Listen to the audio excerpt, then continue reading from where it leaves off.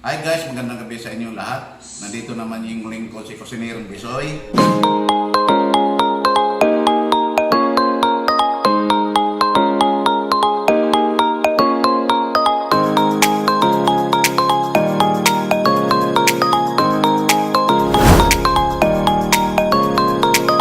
Ngayon guys, pakilala ko sa inyo yung aking taga-tikim. Si Tindirang Tisay. Ngayon guys, ang lulutuin ko ngayon ay balbacoang liti. Sa mga Bisaya, paborito nila yung mga putahe na ganito, lalo na pagpista sa amin. Naalala ko yung mga nung araw na pagpista sa amin, yung aking papa, ang pinaka-paborito niyang lutuin, yung mga humbang Bisaya, yung balbacoa. Kasi pag, alam mo, pag dispiras pa lang sa amin, talagang hindi kapistahan talaga. Pag mayroong nagkakatay ng kalabaw, ang paborito niyang kinukuha, yung mga balat ng kalabaw, saka yung mga pata ng baboy. Yun ang paborito niyang lutuin. Ngayon guys, ang mga ingredients natin na, ito na yung, ang ingredients natin guys, mayroon tayong luya, bawang, siling pangsigang, ito yung sibuyas ng dahon ng sibuyas. So ito yung sibuyas. Saka ito naman yung ano guys, yung talong. Saka yung okra, ito mo sa Bisaya pa yung pangtanggal umay. Saka mayroon tayong bagoong. Saka ito yung ano namin, itong balbacoa na pinakuluan ko na kanina, yung balat ng kalabaw. Saka yung pata ng baboy. Ngayon, ibalik ko na sa kaldero yung baboy para lalagyan natin ng ingredients. Makakatikim na naman si Tisay ng masarap na putahe. Kasi matagal-tagal din kaming hindi napaglutuan niya ng ulam. Ngayon guys, ibalik ko na to yung pata at saka yung balat ng kalabaw dito sa kaserola. Kasi kanina pinapalambot ko na to ng konti dahil talagang matigas talaga to. Masarap kasi pag yung talagang malambot tong balbacoa na to. Kaya muna siya yung kumulo. Saka ilagay ko na rin tong luya. Kasi mga 30 minutes pwede na to eh. Kaya malambot na yan. Luya, bawang, saka siling pangsigang, sibuyas. Sibuyas ng yung buo. Kaya muna natin siyang kumulo mga 30 minutes pwede na yan.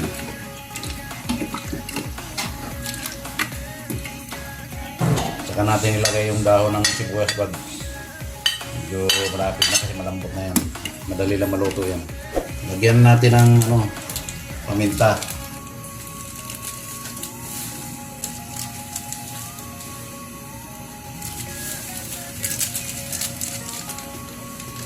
Saka lagyan na rin natin ng 4 cubes. Ito na 4 cubes. Kaya muna sa yan kumulo mga 30 minutes.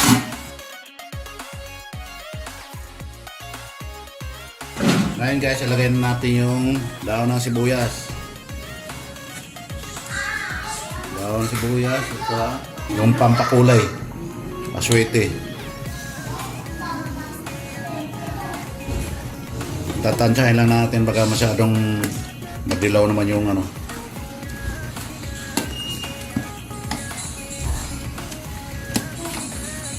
Malapit na yan, mga ilang minuto na lang yan.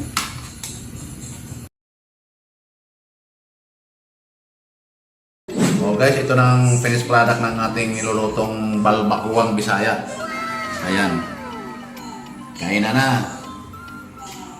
So mayroon tayong talong na pangpatanggal umay kasi medyo malapot kasi yan eh. Saka mayroon tayong bagoong, saka okra. Ayan. Papatanggal ng umay. Okay guys, ito na ang luto ng aking bisoy. Namiss ko yung luto niya. Tagal-tagal niya kami hindi napaglutuan ng mga masasarap na luto niya, mga putahe. Balbacoang Bisaya. O, kain na. Balbacoang Bisaya. Kain na guys. Akin na yun. Bang time. Okay, mga tropa pits. Atak. Diyan ikaw, di ba sabi mo nagutom ka? Diyan, di ba sabi mo nagutom ka? Kain na yung...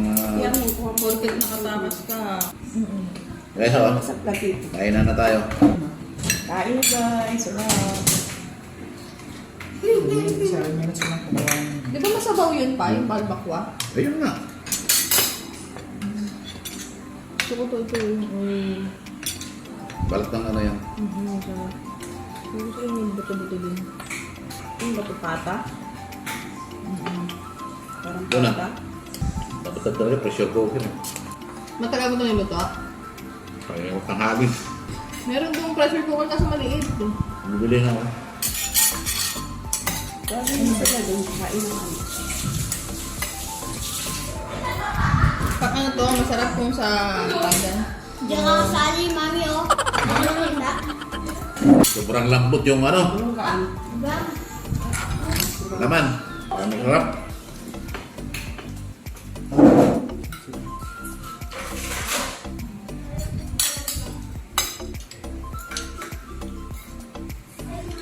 Parang first time nakatikim na ito ng McDo sa aming Danau pa. Balba. Okra. Pampatanggal ang umay. Sila, di pa kumain? Kumain. Ano oras na? Ngayon na nakakain.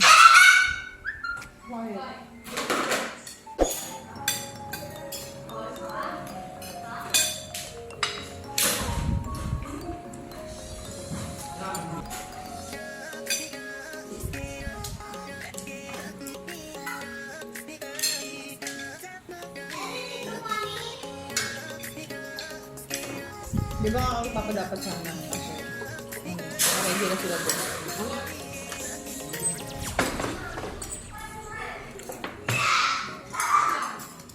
Ano pinakaiba nito sa ano? Sa ibang ano?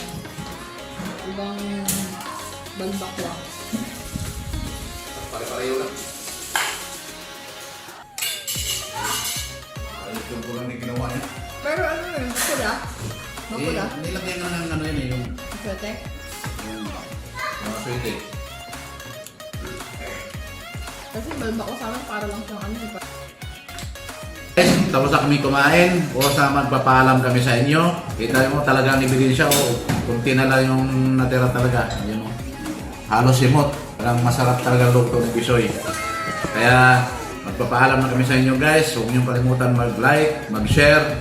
Higit sa lahat mag-subscribe para updated kayo sa sunod naming mga video. Maraming salamat at God bless po sa inyong lahat.